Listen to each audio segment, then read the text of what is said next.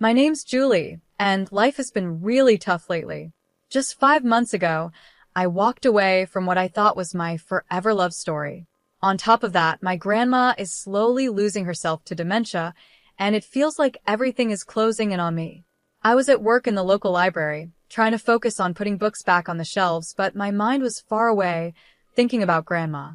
That's when my best friend Cheryl walked in, her face full of concern, like she was about to tell me something serious. "Julie, you look terrible," Cheryl said bluntly, standing with her hands on her hips. "Thanks, Cheryl. You always know how to lift my spirits," I replied, my voice dripping with sarcasm. "No. Seriously, Julie, this isn't good. You need someone to talk to, like a professional," she insisted, her gaze softening. I knew she was right.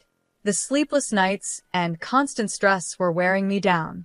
So I sighed and said, "Maybe you're right. Do you know anyone?" She nodded eagerly.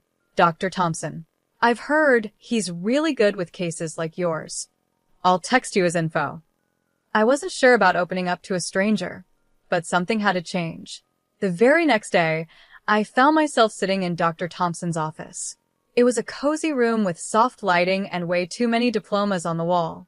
He was older, maybe in his late 50s, and had a calm presence that made the room feel a little safer. "So, Julie, tell me what's been bothering you," he began, his voice calm and reassuring.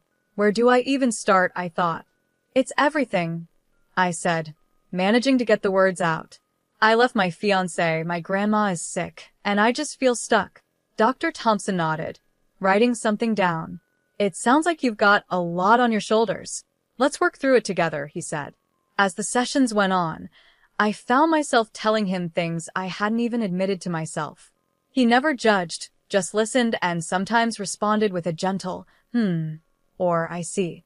It felt like I was finally letting go of years of bottled-up fear and sadness. One day, after a session, I left his office feeling lighter than I had in a long time. The sun was setting, casting a warm glow over everything, and I actually smiled, feeling a small flicker of hope. That night, as I was heating up some canned soup in my small apartment, my phone buzzed. It was a message from Dr. Thompson, reminding me about a follow-up appointment. I stared at the screen for a while. This guy was becoming my lifeline, and part of me hated how much I needed him. Days turned into weeks, and before I knew it, 3 years had gone by. When I first walked into Dr. Thompson's office, I finally felt like I could breathe again, without the weight on my chest. I even managed to laugh at a joke Cheryl made, and for the first time in a while, it felt real. During one of those lighter moments, my phone rang. The number was unknown, but I answered it anyway. "Hello, Julie, it's Dr. Thompson," the voice on the other end said. I was surprised. "Dr. Thompson? Is everything okay?" I asked, feeling a bit nervous. Yes, everything's fine," he reassured me. "I wanted to talk about your progress and maybe extend an invitation." "An invitation?" I repeated, now curious. "Yes," he continued. "I was thinking we could meet for coffee, outside the office. You've made a lot of progress, and I believe seeing things from a new perspective might help." I hesitated, biting my lip. This felt unfamiliar. "Isn't that against some kind of rule or something?" I finally asked. There was a brief pause. "Well, you're not my patient anymore. I just thought it would be nice to catch up in a more relaxed setting," he replied. Something in the way he spoke made me agree. "Okay, sure. Coffee sounds nice," I said, ignoring the nervous flutter in my stomach. We met at a local cafe the following Wednesday. It felt strange seeing him outside the office, dressed in jeans and a casual shirt. He seemed like a regular guy, almost different from the professional I was used to. "You look well, Julie," he said with a warm smile as he greeted me. "Thanks, Dr. Thompson. I'm feeling better, too," I replied, tucking a loose strand of hair behind my ear. "Please call me James." "We're not in the office now," he said with a light laugh. I nodded, feeling a bit awkward. "Okay, James." Surprisingly, the conversation flowed easily. We talked about all sorts of things. He shared how much he loved hiking and how he always wanted to visit the Grand Canyon. I told him about my new hobby, painting, something I had started as a way to cope. As we sipped our coffee, he leaned in a little, his eyes serious but kind. Julie, I've watched you grow and overcome so much. You're incredibly strong, you know that, he said. I blushed, not used to such direct compliments. Thanks. I guess I had a good therapist, I replied with a small smile. He chuckled. Well, I can't take all the credit. You did the hard work. We kept talking, not even noticing as the cafe started to empty out. It was only when the waiter came to clean up that we realized how much time had passed. Looks like it's time to go, I said with a smile. I felt a twinge of disappointment as I said goodbye. James stood up and offered his hand to help me. Julie, I've enjoyed this more than I thought I would. Would you like to do this again? Maybe dinner next time? I hesitated, feeling a mix of excitement and caution inside me. But when I looked into his kind eyes, I found myself nodding. Yeah, dinner sounds great. Our dinners and casual meetups quickly grew into a full-blown romance. Before I knew it, James and I were inseparable. He was attentive, caring, and always there to help, especially with my grandma's situation. I thought I'd found the perfect person and that my life was finally turning around. But after the wedding, things started to change, or maybe I began to see his true self. It started small. He'd make comments about my friends like, "You're better off without them," or "They don't really care about you." At first, I brushed it off, thinking he was just being protective. But then it got worse. He became possessive, always needing to know where I was and who I was with. His control slowly took over every part of my life. He insisted that I quit my job, saying, "You don't need to work. I can take care of everything. Trust me, Julie." It wasn't about money for me. It was about freedom, having something that was mine. But still, I found myself agreeing, quitting my job, and becoming completely dependent on him. That had been his plan all along. Soon after, the isolation began. He'd check my phone, monitor my calls and texts. "Who are you talking to? Why are you laughing? Tell me," he'd demand, his eyes wild with a frightening intensity. "It's just Cheryl. You know her." I'd stutter, feeling like a child caught in a lie. "Cheryl, huh? She's no good for you. I don't want you talking to her anymore," he'd snap. It was crazy. I felt like I was losing my mind. One day, I couldn't take it anymore. I confronted him, my voice trembling but loud. "I can't do this, James. I can't live like you're my jailer. I need my life back." He just laughed, a cold, heartless sound that echoed through the house. "Your life, Julie? Your life is with me now. And if you even think about leaving, what about your grandma? Without me, she's out on the streets. Remember that." I was trapped. Every time I thought about standing up to him or leaving, the image of my sweet, confused grandma being thrown out of her care facility stopped me in my tracks. I was trapped in a web he had carefully created. Every move he made was designed to keep me under his control. The only peace I found was at night, when I could cry silently in bed, without him noticing. I'd lie there, the man I once loved snoring next to me, wondering how I ended up in this nightmare. How did the kind, caring man I married turn into such a monster? Looking back, I realized the signs were there all along: his need to control me, his disregard for my friends, and his push for me to quit my job. But I was blind, desperate for love, and now I was paying the price. I knew I had to do something.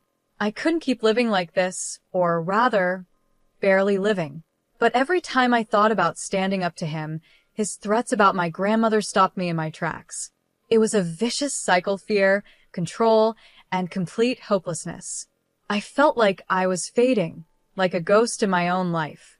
The independent, lively woman I once was had disappeared, replaced by someone who flinched at his voice and jumped whenever a door slammed. Our home felt more like a prison, with James as the warden, and his rules were the chains that kept me there.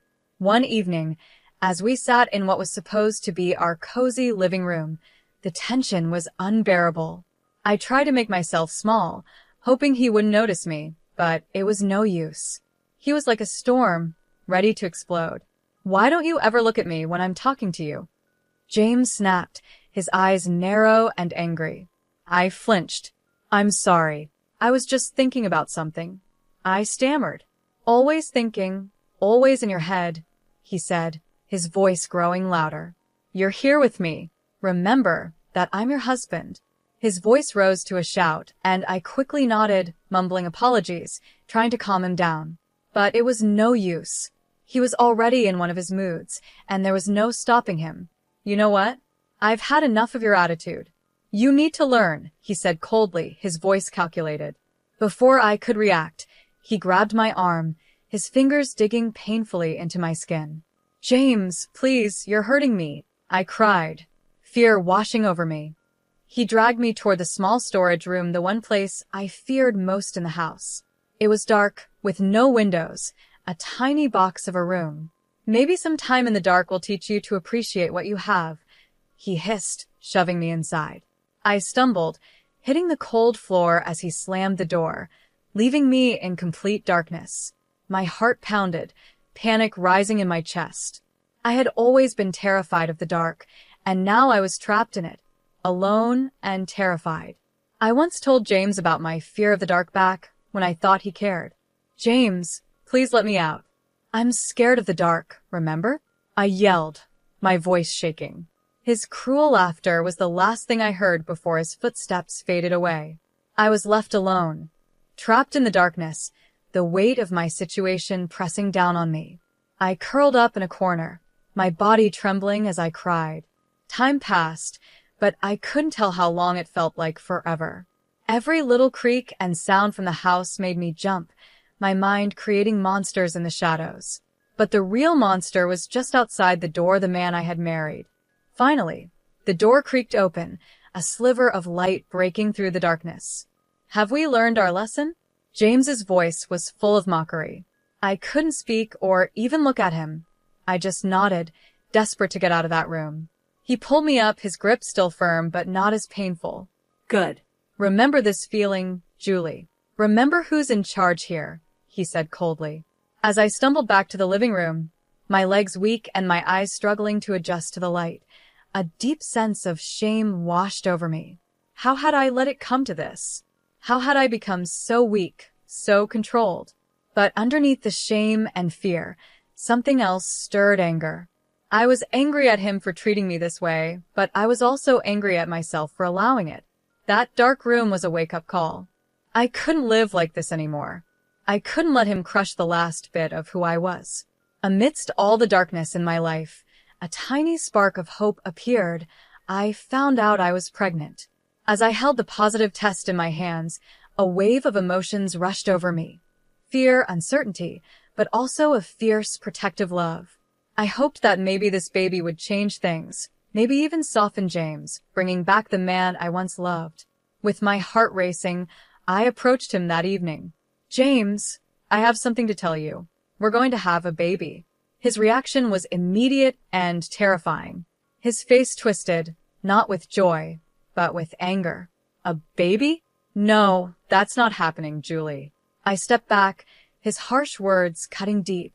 But it's our child, I said, trying to plead with him. Maybe this could change things, make them better. He didn't care.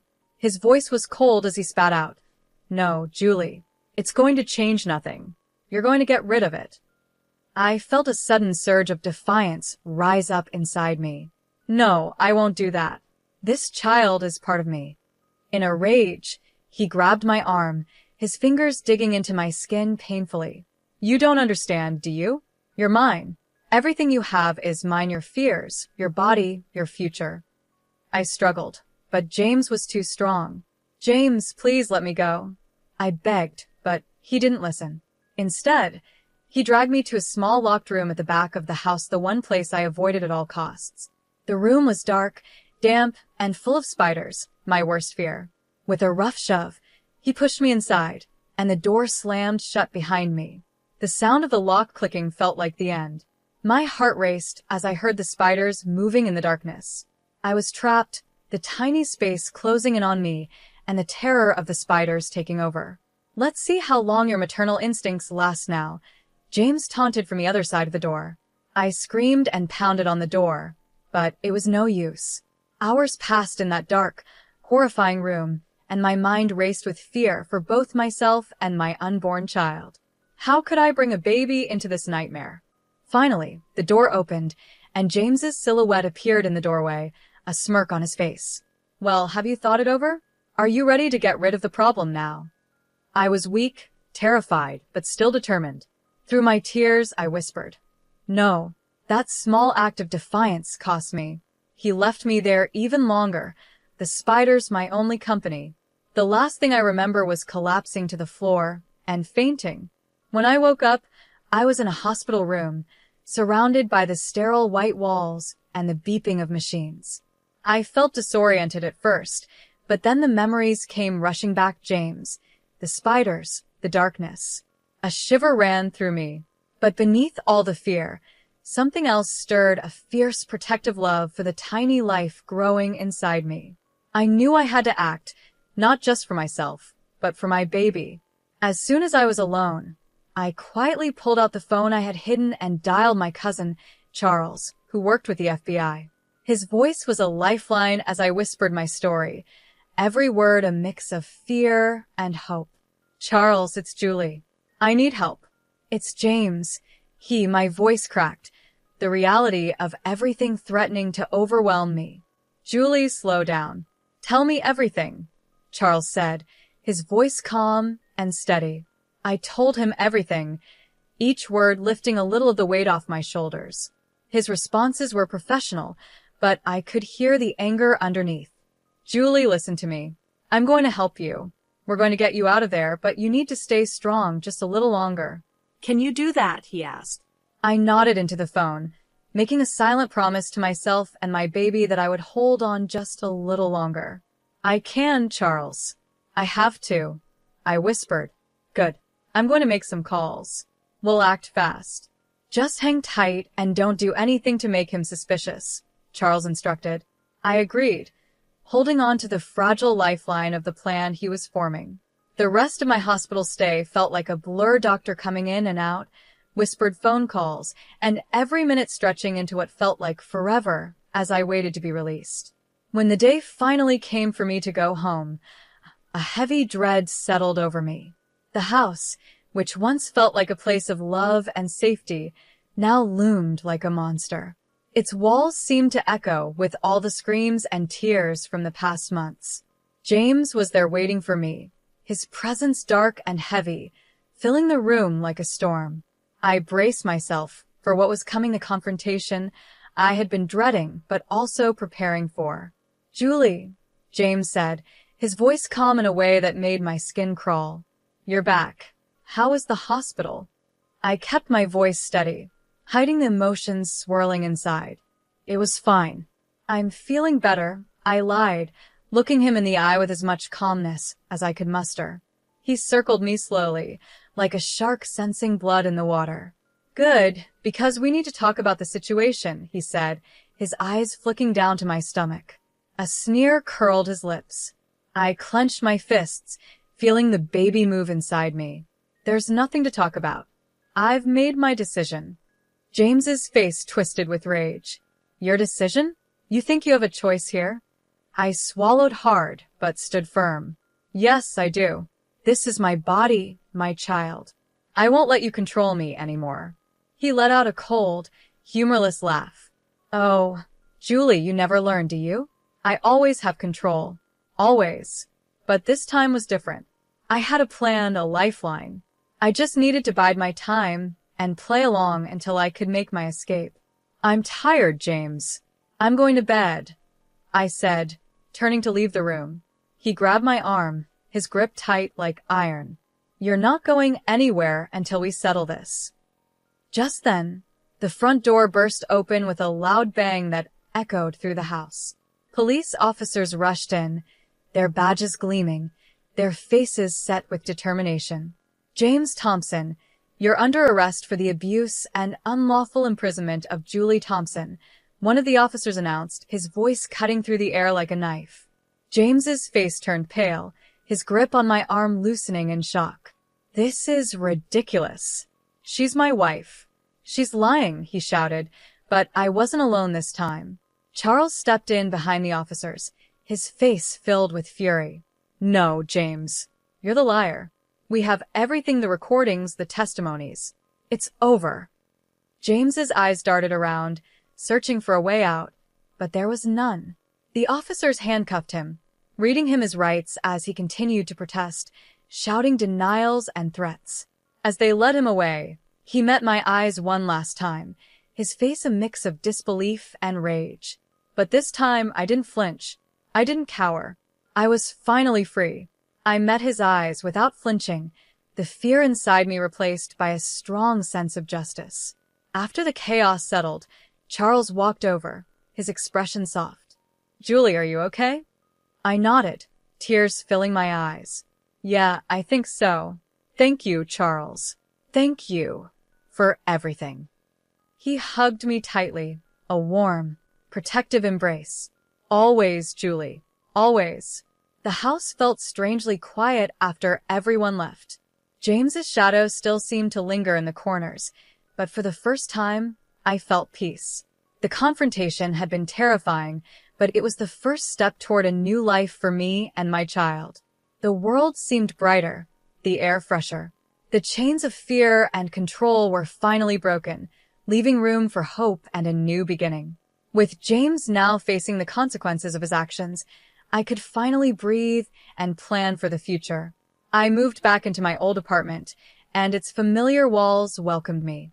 It needed some work, a bit of paint here, a new picture there, but it was mine. As I unpacked a box of old photos and memories, there was a knock at the door. I opened it to see Cheryl, her face lighting up with a wide grin. Julie, look at you. Free and glowing, she exclaimed. I laughed, the sound light and real. Cheryl, come in. I've missed you. We sat down, surrounded by half-unpacked boxes, with a pot of coffee between us. So, what's the plan now? Cheryl asked, her eyes bright with excitement. I took a deep breath, feeling the weight of her question. First, I'm going back to work. I need to find my footing again. Then, I'll focus on being the best mom I can be. Cheryl reached over and squeezed my hand. You're going to be amazing, Julie. And if you need anything, you know I'm always here, right? I nodded, the lump in my throat making it hard to speak. I know, Cheryl. Thank you. As days turned into weeks, I found a rhythm in my new life. I returned to work at the library, where the books and quiet gave me comfort. My coworkers welcomed me back with open arms, their support reminding me that I wasn't alone. My pregnancy continued, and each doctor's visit brought a mix of nerves and excitement. Then, on a cool autumn morning, my son was born. Holding him in my arms, everything else faded away. He was perfect, a tiny beacon of hope and love. The legal battles with James were tough and emotionally draining, but I stayed strong, supported by Charles, Cheryl, and my legal team. In the end, justice was served. James was sentenced to spend years behind bars, his threats and control finally silenced. I received a settlement, a sum that ensured a comfortable future for my son, my grandmother, and me. But more than the money, it was the freedom that meant the most. I was no longer tied to a man who saw me as something to control. I was finally free. As my son grew, so did I. I learned to trust again, to laugh freely, and to love without fear. I made new friends, reconnected with old ones, and found joy in the small things. One day, as I watched my son playing in the park, a thought crossed my mind. We did it, little one. We're really doing it, I whispered, tears of happiness filling my eyes. He looked up at me, his little face lighting up with a big smile, and in that moment, everything felt perfect.